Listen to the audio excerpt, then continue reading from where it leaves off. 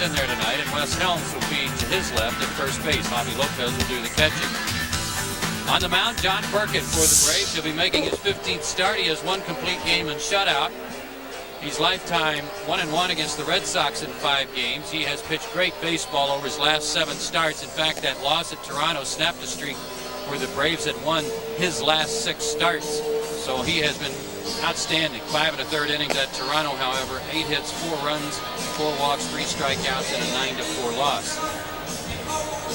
Umpires for tonight's game behind the plate will be Kerwin Danley. At first base, Greg Gibson.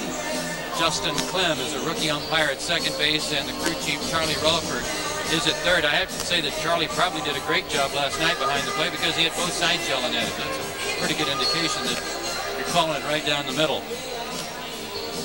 There's Rafael Furcal. He is sitting out tonight. Wouldn't surprise me to see him miss tomorrow's game as well.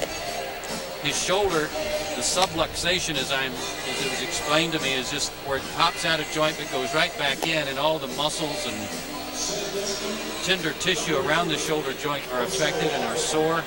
He was getting treatment here early today. The guy in center field, though, Andrew Jones, despite the facial he took from the padding and the sprained wrist at the bottom of the wall that's not padded, he says what sores today is his back. Very sore and stiff. We'll keep an eye on him tonight. We're set to go. Offerman set to lead things off, and here's Skip. Okay, Joe, thanks very much. Jose hitting .284, 4 homers, 18 RBIs. John Burkett ready to go to work. The Cubs beat Minnesota today 11-4. Offerman fouls the first pitch back. Houston over Texas 2-1, a final. San Francisco 2-1 over Oakland. So the National League doing okay today so far. Offerman matched a career high with 4 hits last night. Strike 2 call.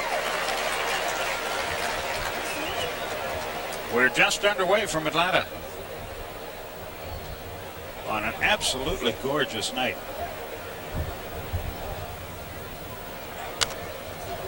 But if you're in the neighborhood, don't come over because this is a sellout. All the tickets are gone.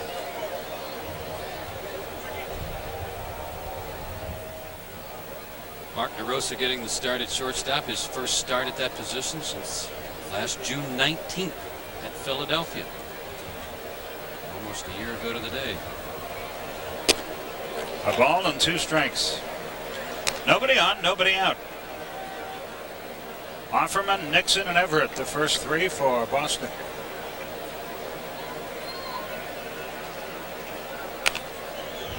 Pop foul back and out of play. As good as this Boston team is, you add Dante Bichette to their lineup, which they do when they're playing against their American League foes, and make Ramirez a designated hitter. And it's really a power-laden group. And if they had Veritek and if they had Garciaparra, they'd really be tough. Veritek was hitting just under 300 when he got hurt. 7 homers, 25 RBIs. And of course, they have not had Garciaparra for even 1 inning.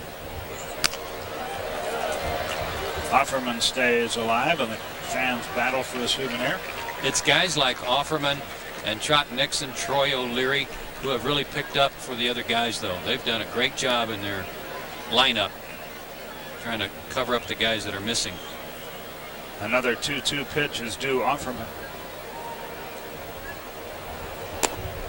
Outside, full count now, 3-2. He's 19 out of 46 against John Burkett. Has hit very well against him. We'll be with you tomorrow at 1 o'clock for the final game of the series. Lined into left center field, and it dumps in there for a hit. So Offerman continues his good work with the bat and strokes a single to left. Kind of how the rally got started last night. Kind of a little slap hit off Maddox. Then they started running like crazy. A couple of hit and runs in the first inning, and some big hits led to 3 runs.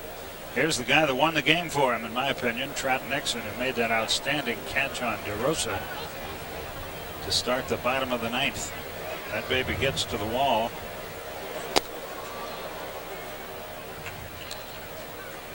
Braves in a lot of trouble. I agree with it. It's as good a catch as we've seen against the Braves all year long. Full out. Definitely going to be a gapper for the leadoff hitter in the ninth. 1 ball, no strikes.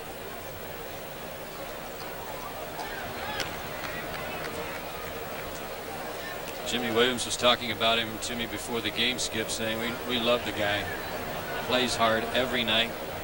Gives us everything we ask of him. You know, all of us get caught up in home runs and RBIs. How many strikeouts a guy has. And all the sports highlight shows, that's what they feature. But defense wins an awful lot of games.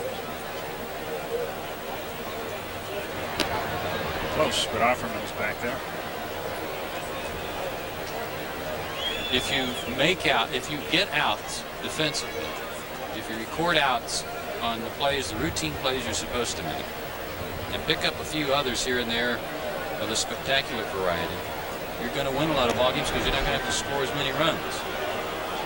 That's what they say about the late great Pee Wee Reese, that he couldn't go into the hole and make the backhanded stop and throw you out, or dive for the ball up the middle and take a base hit away. But you hit it in his neighborhood, he caught it and threw it correctly. Time after time after time after time. And that's what made him an outstanding shortstop. The ball and the strike, the count on Nixon. Sorry I never got a chance to meet and talk to him. Oh, I was in that organization, but what a wonderful guy. he was nothing but a class act. Just forgetting the baseball, just what a terrific gentleman he was. Class personified.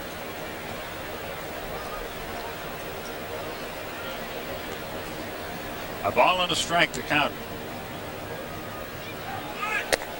Snap throw to first, but Offerman is back easily.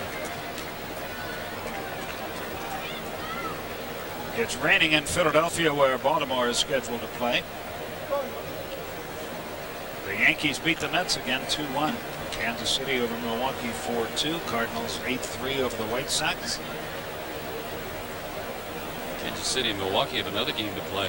That was a completion of that power outage game from last night. Wow. Thank you. That was brutal. 2-2 the count. I mean, not close. Yikes. Hit that, Trot. You're going to need a 10-foot pole. Only about a foot outside. Just a little outside. The 2-2. A mile high. Andrew has it, one down.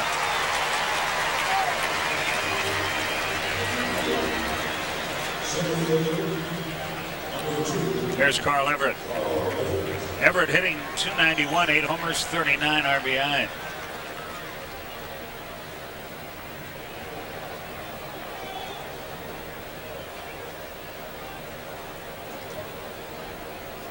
Quick chat out there for Javi. You know, you were talking about Pee Wee Reese. I guess what he'll be remembered for more than anything else by many was the Dodgers barnstorming exhibition game in Louisville, his hometown, and the fans back in 1947 all over Jackie Robinson. And Pee Wee called time and walked over and put his arm around him, as if to say to his fellow Kentuckians, he's a good guy, he's my friend, leave him alone. Like you said, a class act. Right in there, 0-1. John Burkett attributes a lot of his success this year to using his fastball more and regaining some confidence in it. That was instilled in him by Leo Mazzoni and some of his peers on the Braves pitching staff, and using it to his advantage to set up those excellent breaking pitches that he uses. Curve and a change up.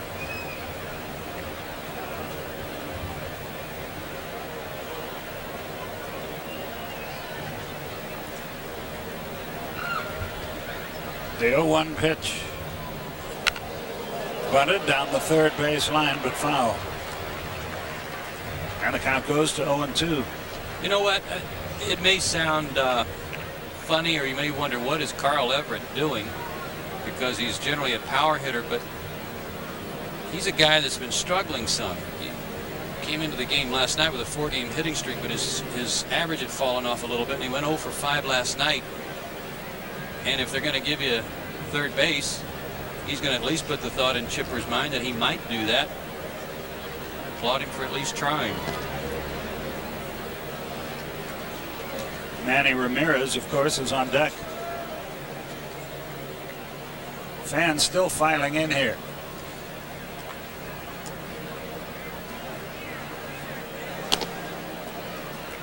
I wonder where all the balls are. I guess they're still asleep. Let's hope no one wakes them.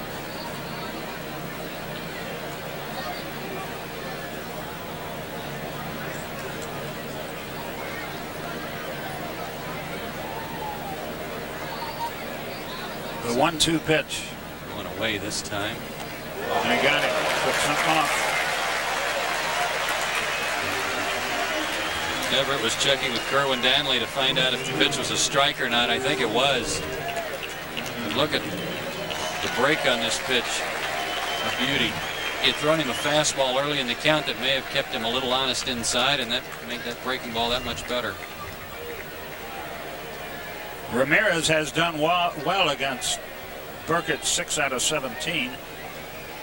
He's 3 for his last 24, but having a tremendous year.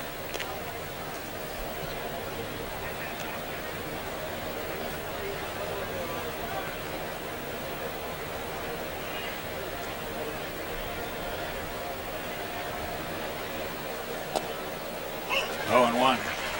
Looks like he still has those spats on. Yeah, he's got his patent leather shoes on. Got off to a great start, hit a home run, his first swing at Fenway Park this year. Not a bad May either, but his average has dropped a little bit in June. And as you saw just a minute ago, just 1 for his last 14. Line, but right out there is, and the inning is over. 1 hit, no runs, no errors, 1 left. Bottom of the first, no score.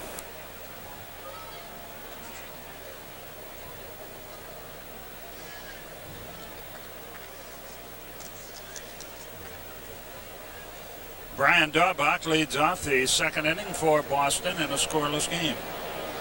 I would say that Sammy's a little late trying to get in that home run race with Barry Bonds after what Bonds did last night. Oh, boy, he's amazing. You never know. Sammy can go on a run, too. 1-0 the count to Daubach. Daubach's got that House of David beard working. Remember that team, that barnstorming team? We're showing our age, but yes, I do.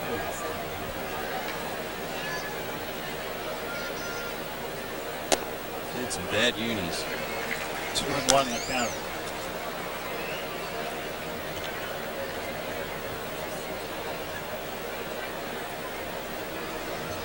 The second inning just unfolded here.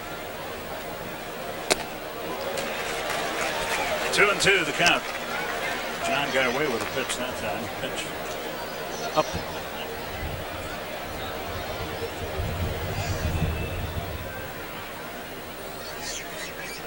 Braves play Daubach around toward left. Strike 3 called, and he knew it. Yes, he did. Strikeout number 2 for the Atlanta right-hander. This was a comebacker of sorts. Fastball that he tried to make it look like it was going to be inside, and he knew it wasn't. Came right back over the middle of the plate. Still raining in Philly, where Baltimore is scheduled to play. Hey, congratulations to Jim Morris and Miami University for their win in the College World Series. National champions. And Jim used to be the coach here at Georgia Tech. Nice fella. 12-1 over Stanford.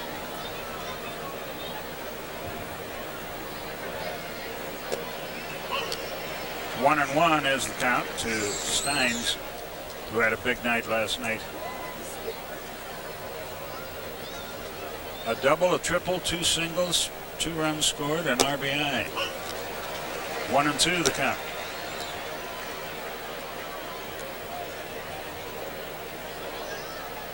Well, he can hit a fastball. I found that out last night.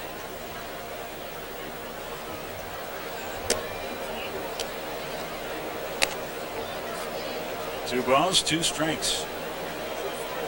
Our pitchers tomorrow, the veteran Frank Castillo against Odalis Perez. And then the Marlins come to town. Keep an eye on them. Grounded to third. Chipper's got it. 2 out.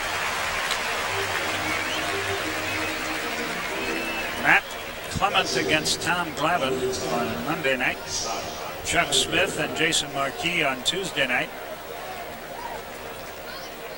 A.J. Burnett against Greg Maddux on Wednesday night, and Brad Penny turns up against John Burkett on Thursday afternoon.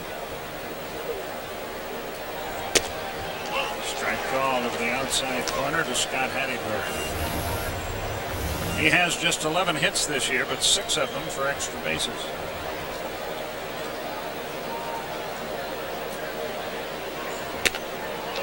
We get a lot more at bats now on a more consistent basis, sharing the duties with Mirabelli,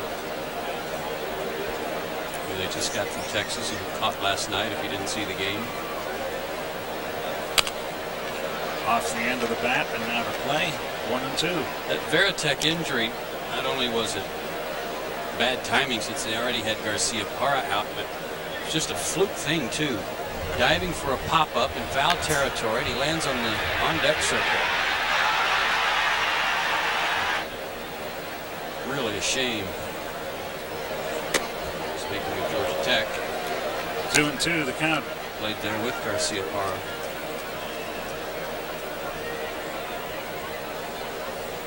Two out, nobody aboard.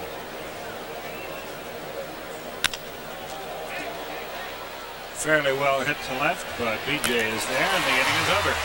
1-2-3, nothing doing. Bottom of the second, no score. Mike Lansing leads off the third inning, hitting .226 with a homer and 10 RBI.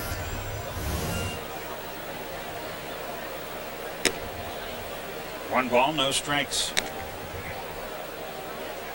Castillo and Perez tomorrow, 1 o'clock.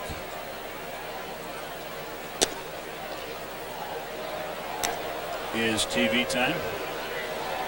A lot of Red Sox fans here at Turner Field.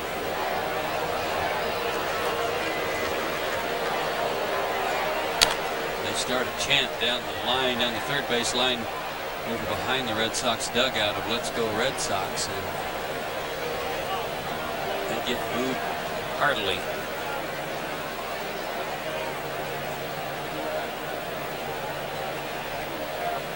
Two balls and a strike.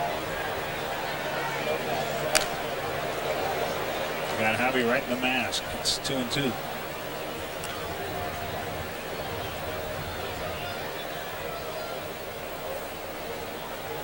Those were nice inventions. You know, equipment's evolved in so many good ways, but those little Velcro attachments, little wings on his chest protector, sure are good for the points of the shoulders. They don't really restrict them throwing, and they'll actually fly off at times. A little dribbler to short, DeRosa to first, in time. Lansing is retired. Here's Nomo. That Florida team, by the way, I said keep an eye on them. They're getting outstanding pitching lately, and they're 6 games out. And they may be a huge factor in our division before it's all over. Chipper said he thought they reminded him of the Braves. 91? Yeah, about 10 years ago. All the good young pitchers and some solid players in the middle of their lineup.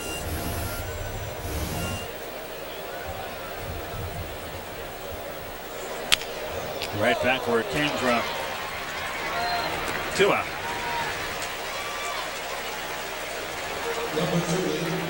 And Offerman, who singled his first time, is the batter.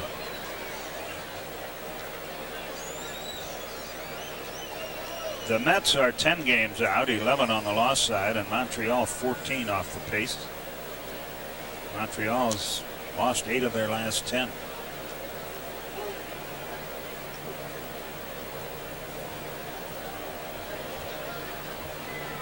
His all-star ballot punch, didn't he? Like he's got a couple of them there.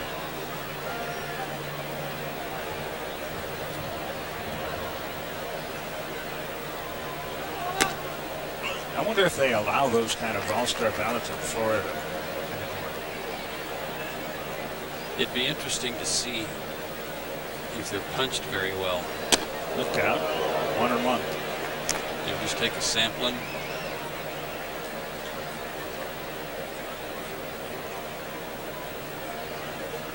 That's the yellowest shirt I ever saw. 2 balls, 1 strike. 2 out, nobody aboard.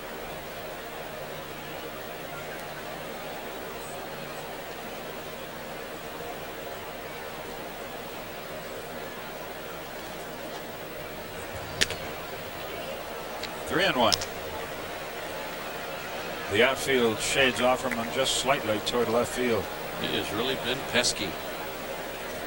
5 hits already in the series. No hit there. Surhoff calls for it.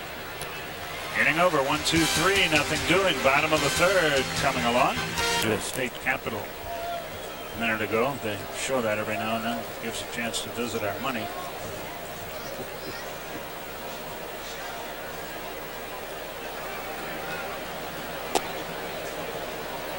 One ball, no strikes. It's not a good sign when the dome is golden.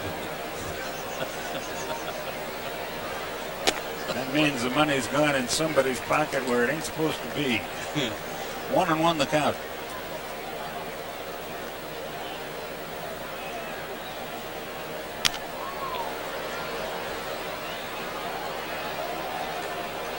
A ball and 2 strikes.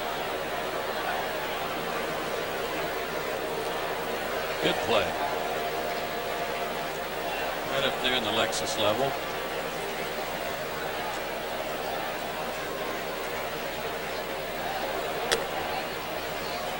Two balls, 2 strikes.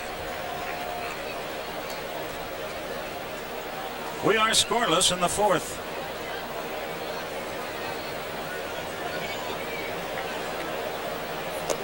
He got it. Strikeout number 3 for John Burkett. And the first out of the 4th inning. Here's Everett, a strikeout victim his first time. I think that fastball is another reason he's recorded a lot more strikeouts this year. Burkett, I'm talking about. That's 83, and this is his 96th inning. And he got it on an off-speed pitch, but it's because that fastball is effective enough. He's got those guys thinking about the fastball and then trying to adjust, as he did Carl Everett first time around.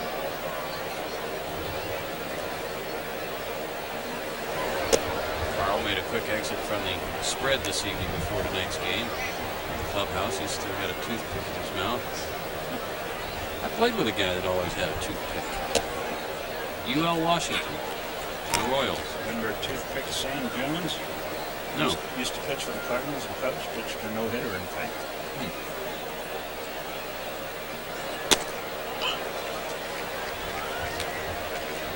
He threw the best knockdown pitch I ever saw. Juan Marichal had hit somebody on the Cardinals, I forget who. And he had Jones had great stuff, had a great fastball and a big breaking curveball. And he threw a fastball to Marichal under his chin, and he didn't have a chance to move. He missed him by a quarter of an inch, and he just went flat on his back and lay there for a long time.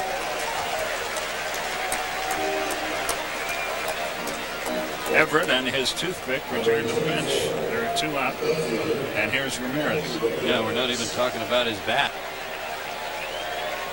Burkett has made some very good pitches to Everett. Again, pitched him inside. Ramirez lined to second his first time.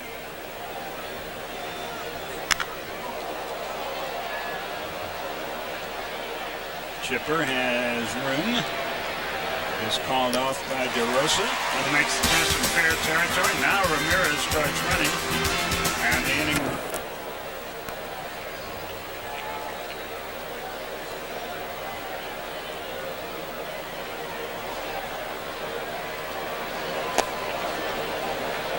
One ball, no strikes. We'll go over the radio. No replays, no graphics, no producers.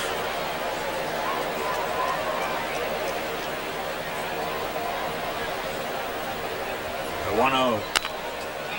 That should be easy. And it is. Drawback is retired. One away. Here's Matt Stein. Chris Steins, excuse me.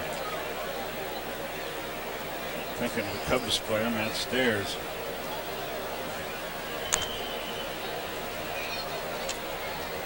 One out, nobody aboard. You'd like to atone for those 2 errors. Sometimes that's the worst thing you can do when you're going good like he is, to start trying to do more than you've been doing. He's doing just fine offensively. Oh, and away, 1 ball, no strikes.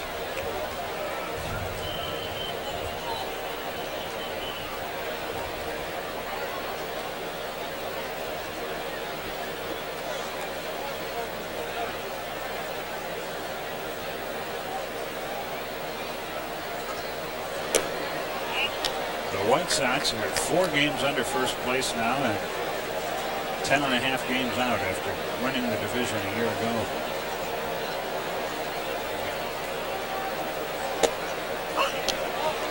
Two and one.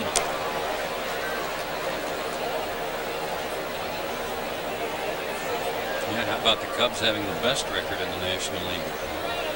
Who would have thought it?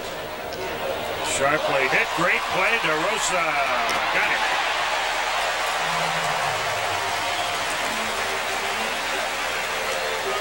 Mark DeRosa hasn't been given too many opportunities with the people playing in front of him to show you what he can do, but there's a pretty good example of it. He's very athletic, quick on his feet, didn't panic. Nice throw to Helms. Nice job. Scott Hatterberg, the batter. 2 out, nobody on.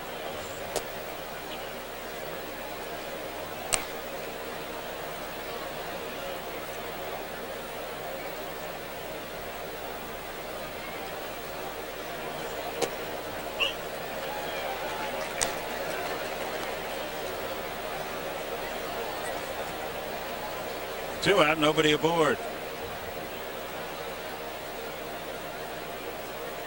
Burkett gave up a leadoff single to Offerman, and that's been it. 14 in a row.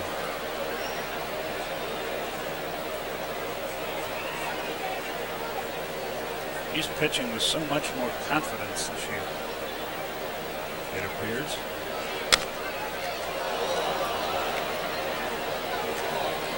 He's not pitching out of the stretch as much. You know, there are a lot of guys on basing like last year. He was having to pitch out of a lot of jams, and he was pretty successful in doing so. And won in double digits, but this year he is a force. Very consistent. DeRosa, long throw to make. Good play by Helms, and the inning is over. 1-2-3, nothing doing. We're into 4.5, 2-0 Atlanta. Here continuing at this point in tonight's contest.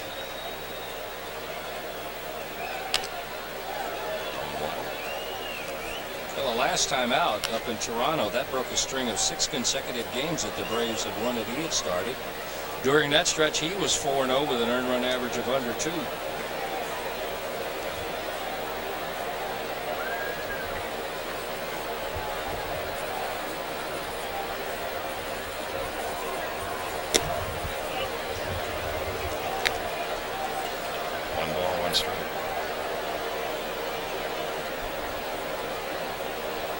Here's the 1-1. There's a liner into center field by Lansing. That'll fall. And that ends close that string of 15 straight set down by Burkett. Only the second hit he's given up. Able to bring out Hideo Nomo, who will bat here. I think a good example of John Burkett's year. I was in the Yankee dugout when we were in New York, and I don't remember the player who said it, but the reporters were standing around him asking him about Burkett, and this player said, Burkett doesn't do anything but get you out. And that pretty well describes it. He changes speeds well, he knows how to pitch, he knows how to locate, pitches to keep you off stride. Look at that play. Oh, what a base running move by Mike Lansing. The Braves had him picked off at first base with Veras cutting in behind to take the throw from Javi Lopez, and Lansing hurdled him to get back to the bag safely. Unbelievable. I gave him a 10 with a 3.9 degree of difficulty. That's unbelievable. How about Kilvio Veras? And then held the bag. He's out. He's out, not out. And Javi Lopez, how do you do that? I have never seen that ever. Not at first. I've seen it at second. I've seen it at third, Yes, and at home. I've seen it at home. You've seen him jump over at home, but I have never seen a runner going back to How about first base. instinctively doing that? And then being able to hold the bag after you land. That's remarkable. I think Kilvio Veras wanted to tackle him. The right hand was out. I think he was thinking of just tackling him. The 1-1. It's 1-2 now, Nomo. For a guy who spent a lot of time in the National League and was pretty good at it, Nomo not showing you real good bunting style. Well, you got to laugh about one of those. That was fun. Well, that's a once-in-a-lifetime thing to try it and get away with it.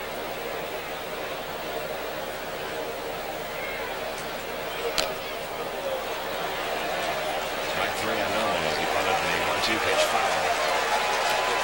5 strikeouts for Burkett back down to the top of the order. No take off him. That's a first. And like you, I've seen it at second, I've seen it at third, and I've seen it the most often at home. But never at first base. Watch Kilvio Veras' right hand. He's got him, and he knows it. He reaches the table. What's the right hand then? I think I'll just tackle you. It's like, where in the world did he go? He was just here a second ago. Well, one of the things I think you do when you go in like Kilvio Veras did is you want to protect yourself against the slide because he had the bag blocked. So his first move was to go down and cover the bag. And that's also the kind of play where when anybody does try anything like that, very often you'll see somebody get kicked in the forehead, or a shoe will scrape a guy's shoulder or something like that because you just don't know where to go. Or an ankle turn coming off the bag by the runner. That was fun. That's one of the most unbelievable things I've ever seen on a baseball field. Well, get ready. You're going to get to see it a lot more the rest of the year, I'll bet you. That's going to be at every one of the bloopers and the highlight film. 1-1 on Offerman.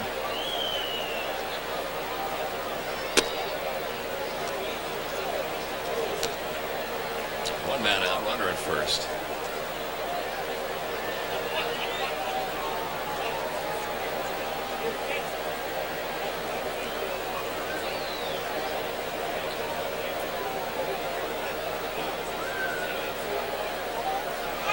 Lansing on the move, right back to Burkett. No play at second. He'll take him safe. Offerman's retired.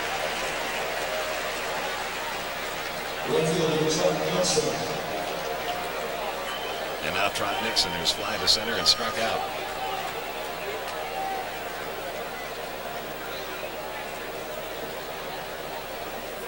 I had a guy ask me today, he said, Trot Nixon, is that a nickname that comes from ran fast or did something like that? And I said, no, it's a part of his full name. His middle name is Trotman. It's Christopher Trotman Nixon. And so the nickname was a shortened version of his middle name.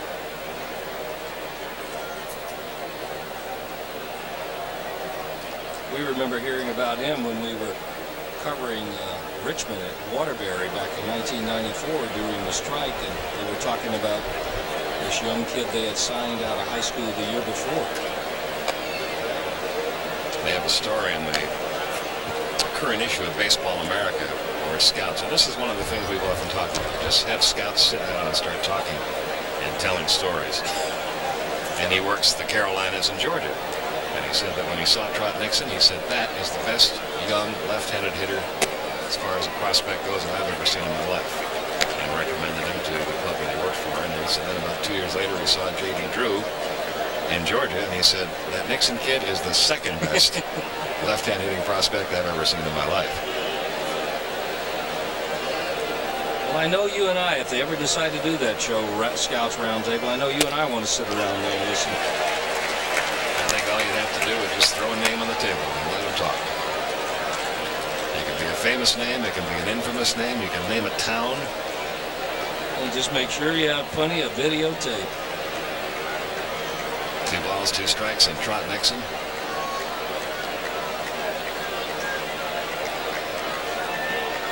And the 2-2 pitch. Strike 3 called. Burkett nailed him. His 6th strikeout. She can't believe they did all that short a time. She's still talking about Mike Lansing jumping over Gilby O'Veras. Here's Carl Everett leading off the 7th inning. He has struck out twice tonight.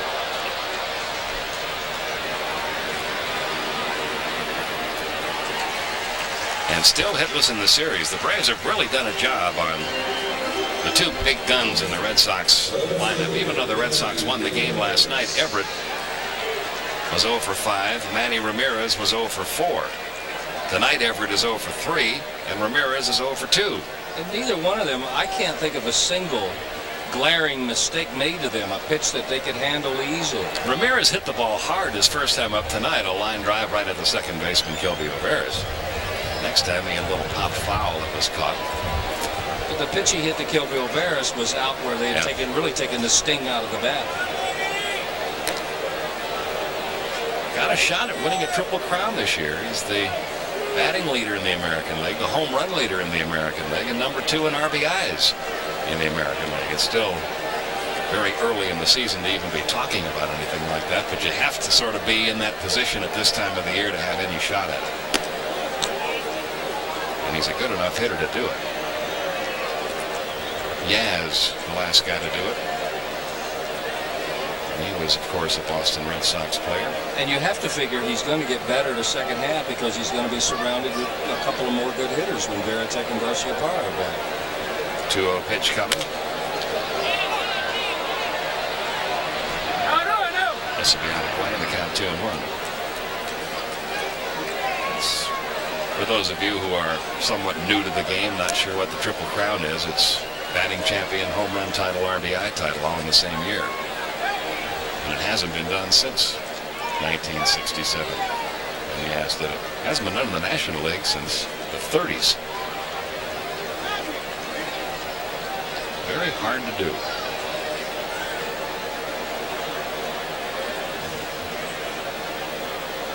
Second in the league to Brett Boone in RBIs.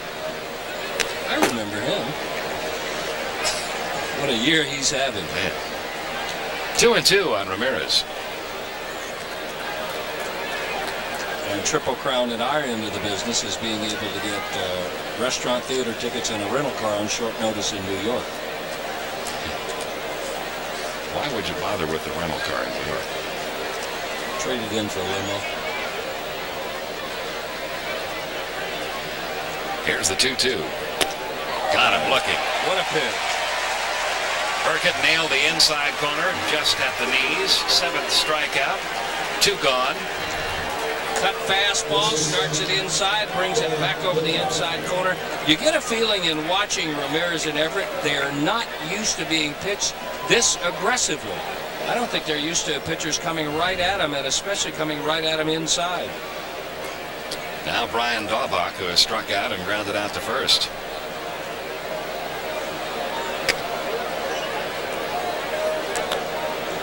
You talked about earlier about kind of a remarkable year for Burkett. Let me tell you another thing I think he's done has been such a plus for Bobby Cox with a lot of pitchers, a lot of starters struggling with injuries and not being comfortable. Every time he goes out there, he's taking them deep into a ballgame. This is the 11th time in his 15 starts he's taken them into the 7th inning.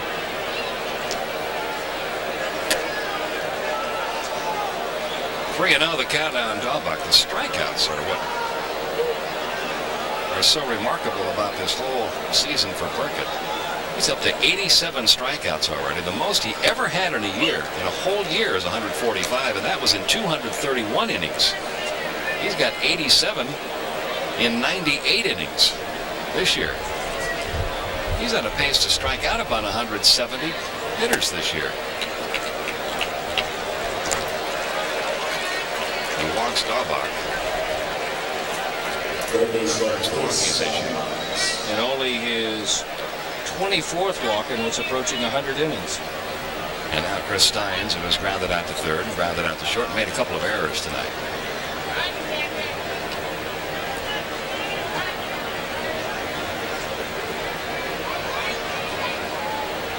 This is a very humbling game. You can be a hero one night and have nothing go right the next. That pretty much sums up the last 2 nights for Steins, doesn't it?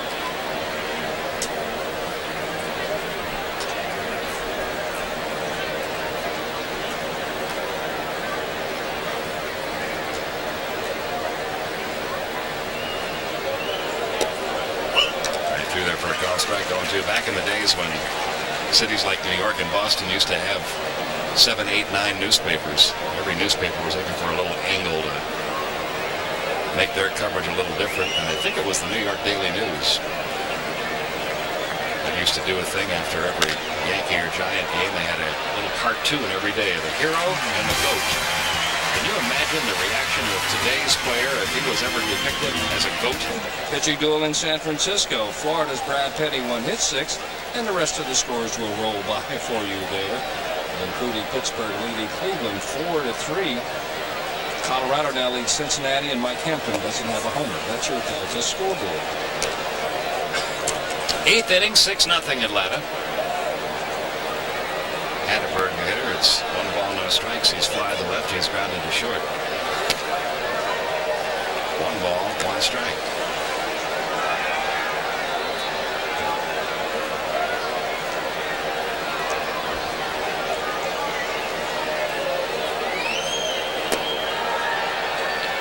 The count.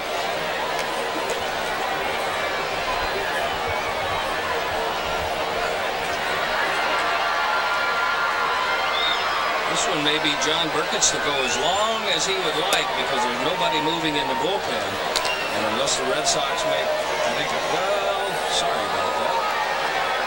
John, I did not jinx you. Leo had that on his mind by himself.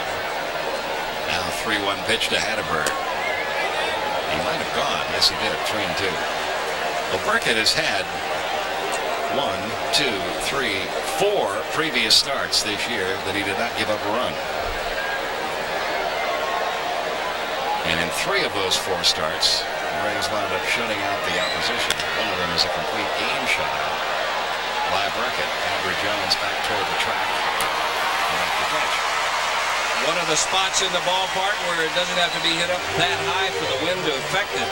That slot between what is the 755 club and the scoreboard. That held that up. Any other night, that might be a little more trouble. So 1/3 of the shutouts pitched this year by the Braves pitching staff, they have 9 of them, involved John Burkett. He lost, or he got a no decision in the game the Braves lost 1-0 in 10 innings of the Mets. He worked 7 scoreless innings against them on April 12th.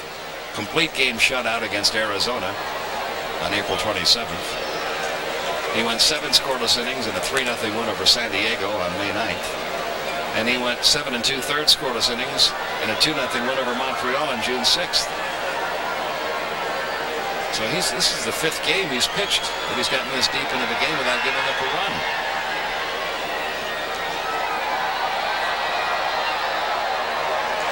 That's still a good story, too. Cut loose by Tampa Bay. And if either the Braves or his agent found him in the parking lot as he was leaving there, not sure what was going to happen next at the end of last spring training. John Sherholtz has surrounded himself with people who are, if you can get the job done, you can't hide from them. When he pitched that complete game shutout against Arizona, that was his first shutout since 1996. It might might be a tie to the Braves that led to that, too. Larry Rothschild, who used to be in the Braves organization. And Bobby Cox, I don't know what we're going to do with Burkett, but if we do cut him loose, he's worth a look. I'd say he's been worth more than just a look. For his 6th win of the year tonight. You know what I'd like to see? I'd like to see him get to go to the All-Star game. Well, so would Bobby That'd be a Cox. great story. So would Bobby Cox. Right now, he's earned it.